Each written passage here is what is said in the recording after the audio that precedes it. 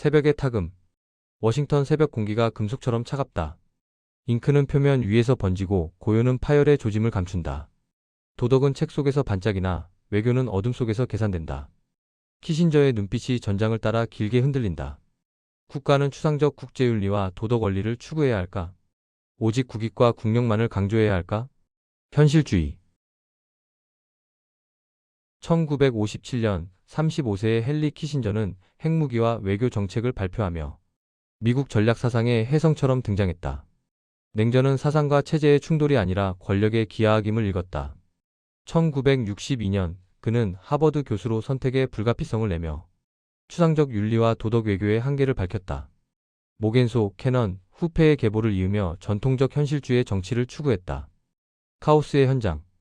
1964년 구축한 매덕스호가 베트남의 어뢰정에 피격되자 미국은 제2차 인도차이나 전쟁에 깊이 휘말린다.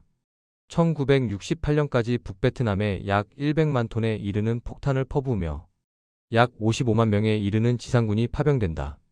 1968년 1월 30일 북베트남과 베트공은 설 연휴 기간에 파상 공격을 쏟아낸다. 11월 닉슨은 선거를 통해 최초로 부통령에서 대통령에 당선된다. 비밀 외교. 1969년 키신저는 백악관 국가안보 담당 보좌관이 된다.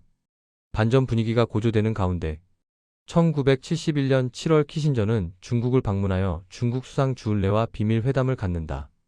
월남전의 소모전에서 벗어나려는 미국의 이해와 대약진 운동과 문화혁명의 실패에서 탈피하려는 중국의 갈망이 맞물린다.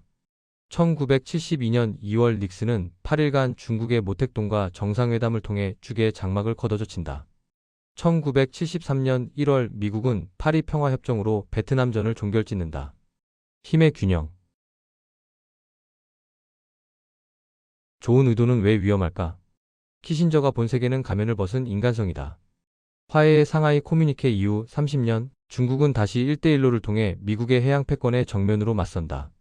좋은 의도는 상대의 이해를 왜곡시켜 질서 대신 혼란을 부른다. 트럼프는 보호무역과 관세 압박으로 위안화 약세를 심화시키고 중국은 죽음의 공간이라 불리는 운명의 겨울 소환을 통과 중이다.